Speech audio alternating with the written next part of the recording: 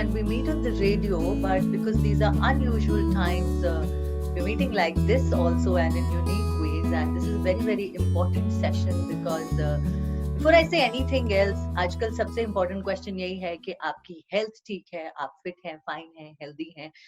And most of us are actually pretty fine. But there are people all across the globe जिनके लिए ये time जो है lockdown का वो एक्चुअली में एक जेल के टाइम जैसा बन गया है because they are actually victims of domestic violence और ऐसे लोगों के लिए आइसोलेशन का टाइम एक बहुत ही डिफिकल्ट टाइम है and that's exactly why we are here this is a very very special session to bring awareness and talk about how people who are in isolation and are victims of domestic violence, how we can help them, how we can reach out to them. In fact, women and children who are at a risk of domestic violence have become extremely vulnerable, and like this is an unintended consequence of lockdown that has happened. So Avon, along with Avon Foundation for Women, they have started this campaign called #IsolatedNotAlone. And the whole idea is to not just create awareness, but also to ensure that these people don't feel alone, and whatever support can be given, we are there to give. In fact, through this campaign, we're also urging governments across the globe to, support in terms of funding and in every possible way to ensure that these cases are taken care of. Also, about $1 million Avon Foundation for Women has pledged to NGOs who are actually taking care of such cases. So in today's session, I have with me somebody very, very special on the other side of screen, Vrinda Grover. She's a lawyer, researcher, human rights, women rights activist based in Delhi.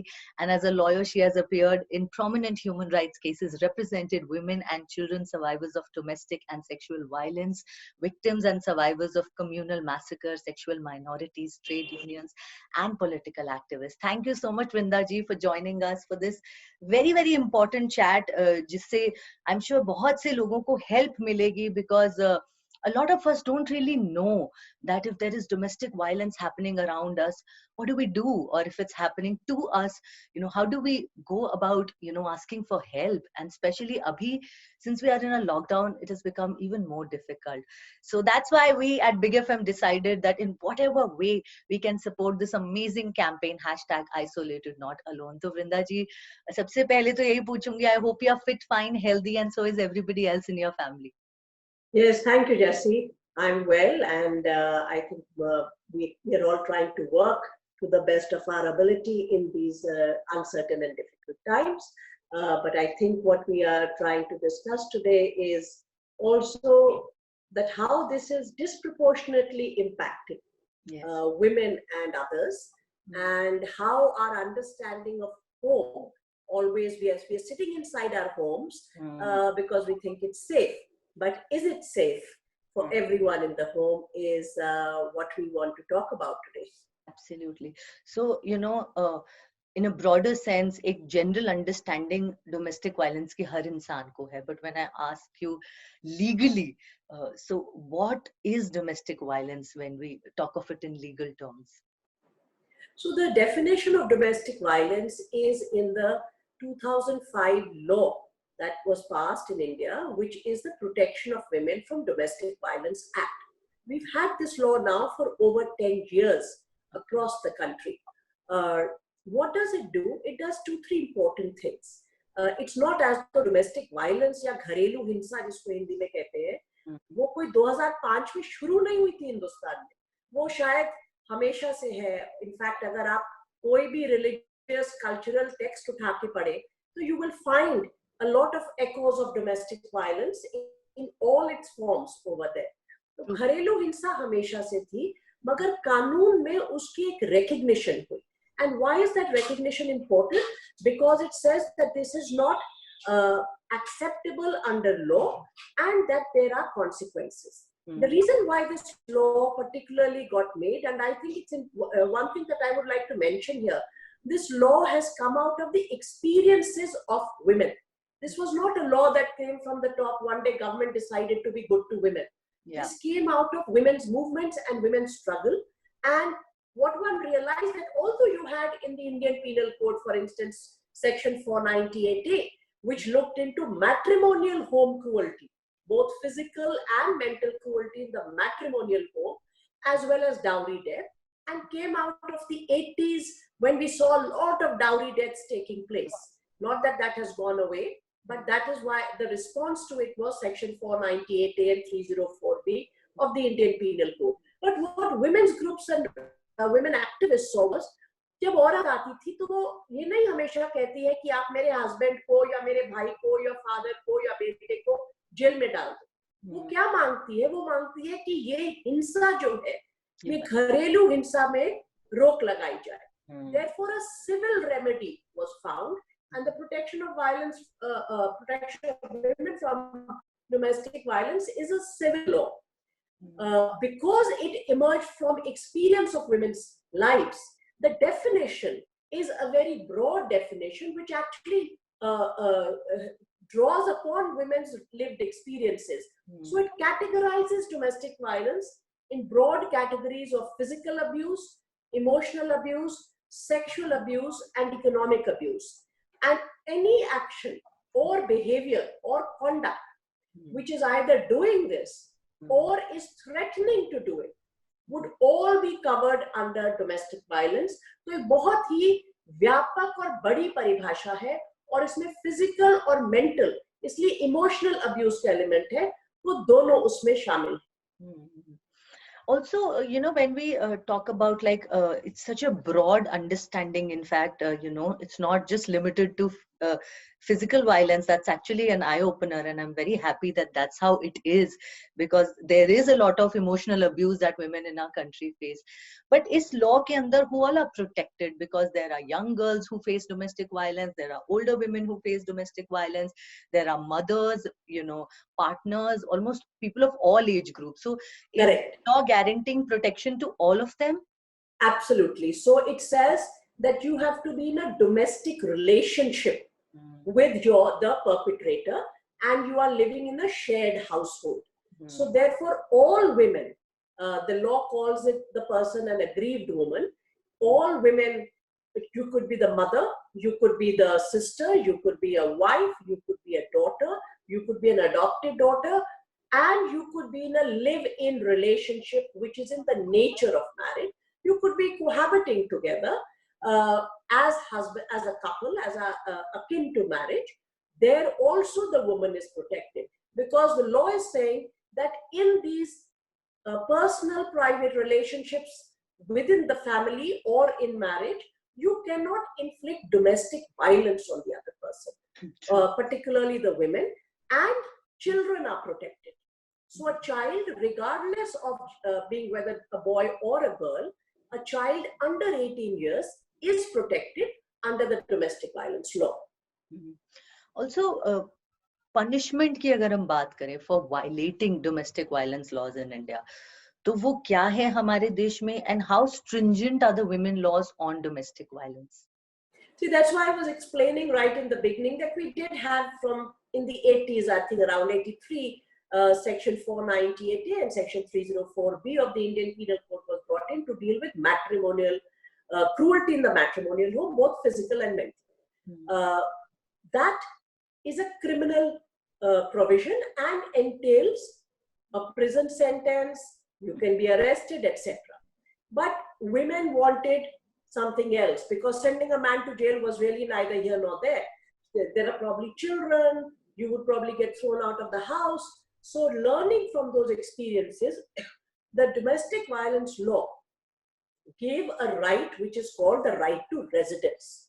Where did this come from? And I'm sure all of us, if we think back and around us, we know of umpteen instances where the woman has been turned out of her house at any hour of the day or night. In fact, in law, if you look, it was probably more difficult, not probably, it was more difficult to throw out a tenant than to throw out your wife or your mother or your sister or your daughter, because all you had to do was to physically throw them out and shut the door, because it is assumed that this is the man's place and it is his house. What the domestic violence law does is categorically lays down the right to residence, that a woman cannot be thrown out of her house. She has a right in that house. She cannot be dispossessed. And that right to residence comes with protection against domestic violence. This was a very, very important breakthrough that the law made, because we know, I'm sure all of us know, because domestic violence does not happen in poor people's homes. It does not happen because there is a bad drunkard man in the neighborhood.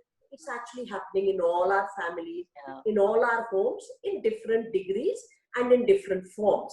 So we know that women live in abusive relationships, young women as well as old women, because आपके पास और कोई जगह नहीं है जाने के लिए, इसलिए वो राइट टू रेजिडेंस एक बहुत इंपॉर्टेंट राइट है।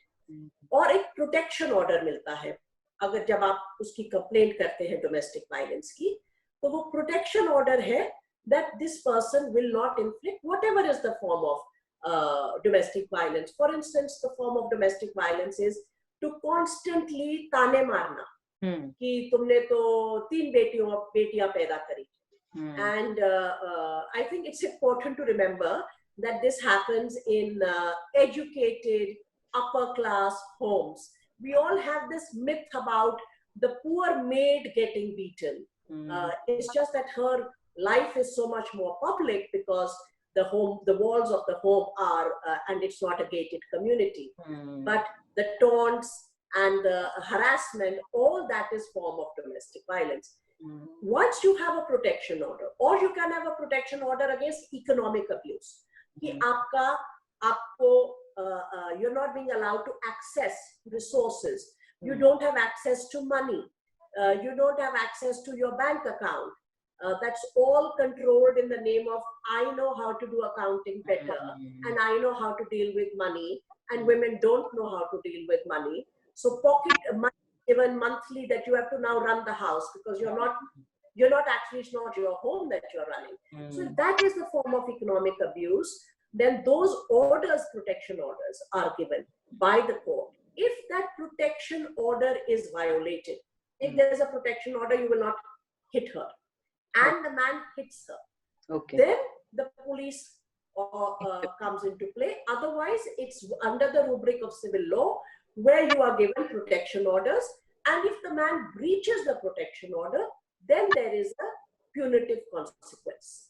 So, Vrindaji, would you like to share any stats with respect to domestic violence in our country? I wouldn't be able to give you any firm statistics. What we do, for instance, is the National Family Health Survey, which said 1 out of every 3rd woman has faced domestic violence. And as I said, domestic violence is a broad category that the law recognizes, from physical, emotional, economic, and sexual abuse. Why don't we have statistics? And that's the important question. On many occasions, we have appealed to the government, we've appealed to the courts that we need to know the data, because when policies are made, when interventions are made, you need data. You need to know how many women approached the court, how many women called up the police. What we have is some stray data of, like the NCW will say, in this month we received so many calls, but you need national level data, which then has to be analyzed from the rural perspective, class perspective, all manner of analysis needs to be done.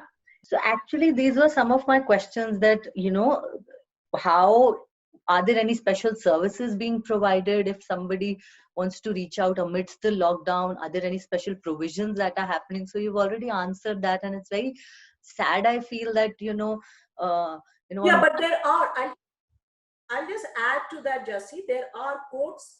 I know that Delhi High Court, for instance, has passed a slew of directions and asked for WhatsApp numbers to be made available. To speak about Delhi again, the Delhi High Court passed a slew of orders directing the state to take special measures, including the Legal Services Authority. Now, this is again, the Legal Services Authority is one of the only government services, state services, not government, which is available in every district of the country. And women have a right to legal aid. Now, that needs to be active during this period. For some reason, we have decided that the only threat to our well-being is the virus. I can name at least 10 other reasons why vulnerable populations of this country will actually get hit by not the virus, but by hunger, unemployment, domestic violence. And there are other vulnerable communities like trans persons. So all these are services that the courts have now stepped in and said legal services authority should be active, providing counseling, providing relief. WhatsApp numbers have been made available. In Delhi, for instance, and here again I want to link with the past. Please understand, since our systems have never paid attention to domestic violence, the backbone of the domestic violence law are the protection officers. In Delhi, we have 17 protection officers to cater to the entire population of Delhi. Could you please tell me what is the quality of service that we are providing in normal times? Domestic violence happens with or without the pandemic. Today, you are now confronted with having, and so the court is saying appoint some temporary protection officers. Those protection officers need vehicles. Yep. I can call up somebody and say, I'm sorry, this is happening to me. What can we do? If that person cannot provide me service, what is the point of that phone call beyond saying, like you have asked, what is domestic violence law? I'll tell the person and then I'll say, okay, stay safe. That's not what the state is meant to do.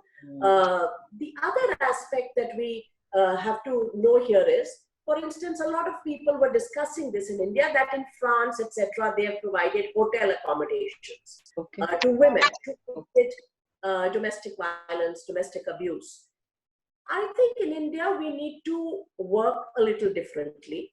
The abuser should be asked to leave rather than asking the woman to leave for a host of reasons. There may be children, it may be unsafe.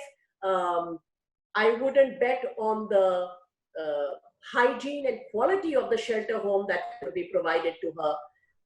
So I think we need to give the choice to the woman who is complaining of domestic abuse, that do you want to continue living here, and remove the man who is the cause of the domestic abuse, and not imitate patterns of what is happening abroad. And we have women's groups in this country who can, in collaboration with the state, provide ideas. But that would require the state to consult others who know better. So what I've understood, Vrindaji, is that it's a very sad state of affairs. Unfortunately, I have to say this because like you said, that there may be numbers available for them to call, or they may have, somebody to talk to them. But at the end of the day, agar unki problem solve nahi ho rahi hai, if they do not have an escape, if they do not have an actual solution working out for them, then actually they still continue to suffer.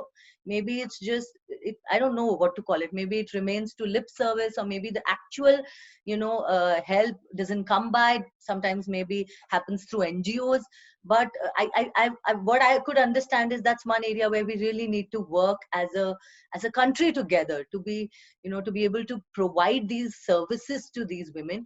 But another question I had is, there's this other side also, that women also don't fully come out. So on that front, I wanted to ask that when is the right time to say, for example, for a woman to say, okay, now I need to report this, because like you said, it's so culturally, so, it's in the songs, it's in those ताने जो आप कह रहे थे, it's in the way हमारे देश में लोगों को बड़ा किया जाता है. We have, it's a patriarchy, एक unsaid rule hai, man is the, bread earner still in most families, not all. तो एक काफी time तक domestic violence सहा भी जाता है. So at what point should a woman really step out and complain? And what are the barriers जो हमारे देश में औरतें face करती हैं इस complaint को करने से, या इतनी हिम्मत जुटा पाने से कि I have to report this now? So, it's nobody can put that timeline for any other woman.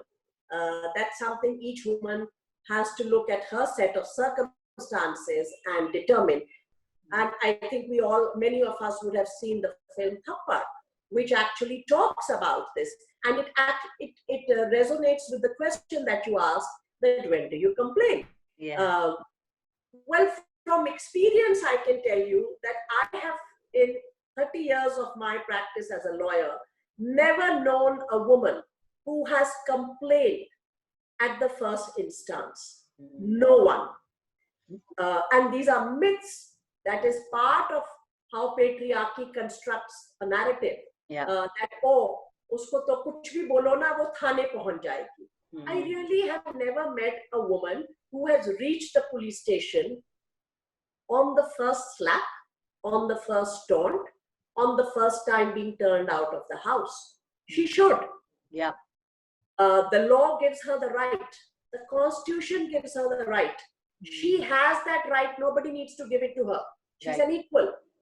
But they don't do it because all of us discourage. Each one of us discourages. What about the domestic violence cases against men? How often do they get reported? And we never talk about them.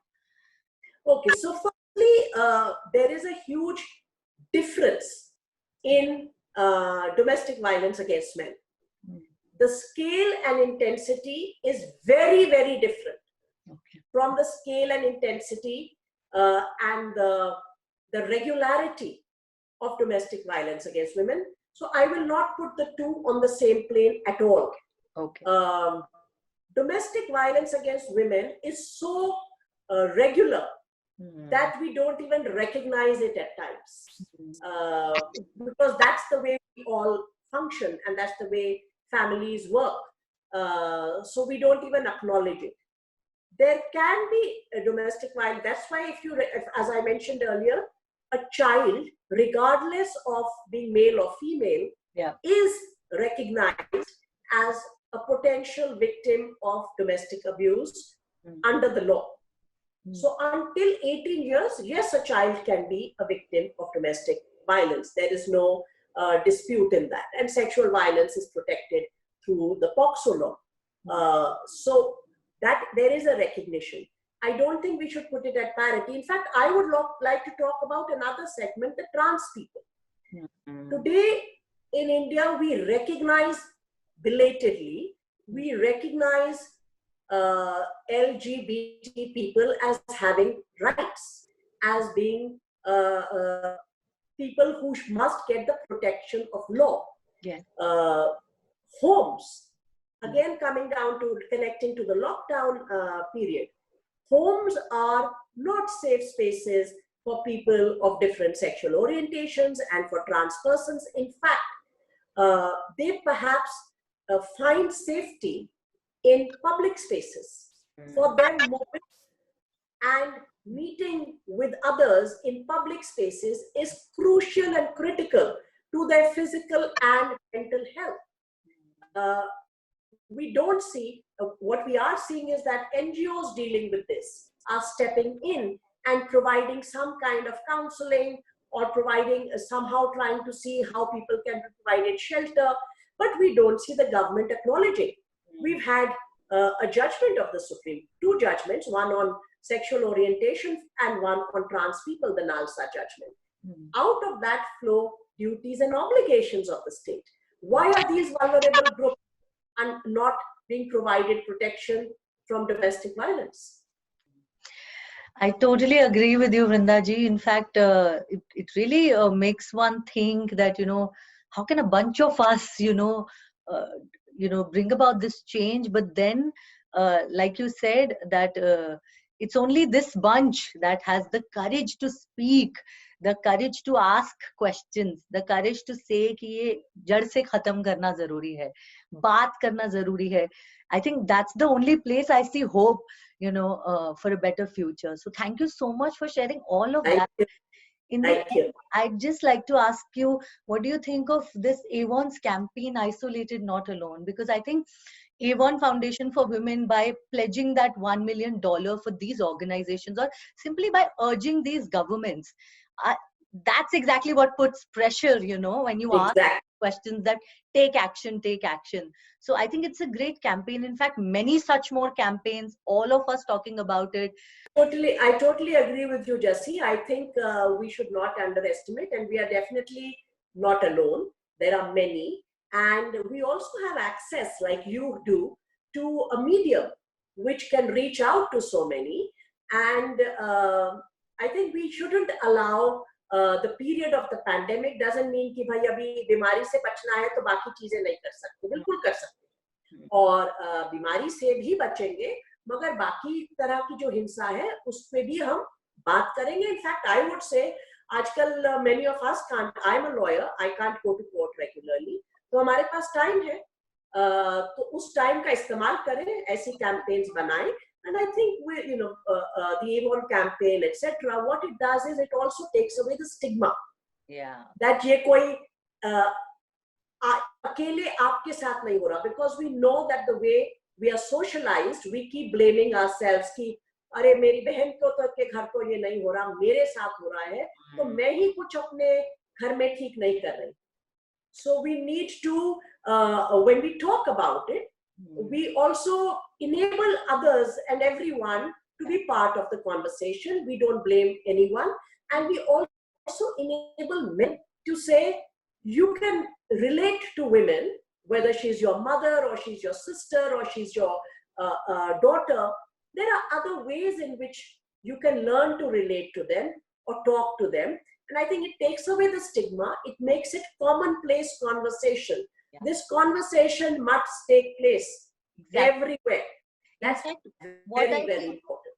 What I feel it is also doing is that, you know, many of us in the pandemic have, in a way, closed ourselves from the world. So there is suffering out there, but we don't want to see it. Maybe because hum ek protected environment mein hai.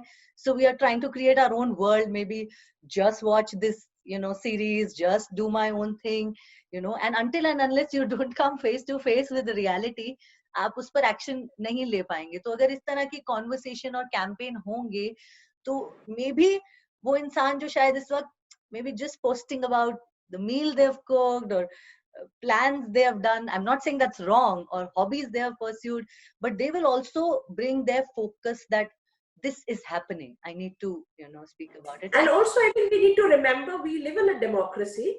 Democracy में citizen state को बताते हैं अगर वो कुछ नहीं करते हैं. तो हमारा काम है, अगर हमको लग रहा है स्टेट पूरा नहीं कर रहा, तो स्टेट तो काम कर रहा है ना, स्टेट तो लॉकडाउन में नहीं है, तो स्टेट को याद दिलाया जाए जो जो कमियां रह गई. Absolutely. One message, Vrinda ji, jate jate, for all the women out there. Speak up, speak out, and no form of violence should be tolerated or suffered, and you need to respect yourself most. Yeah. Thank you very, very much.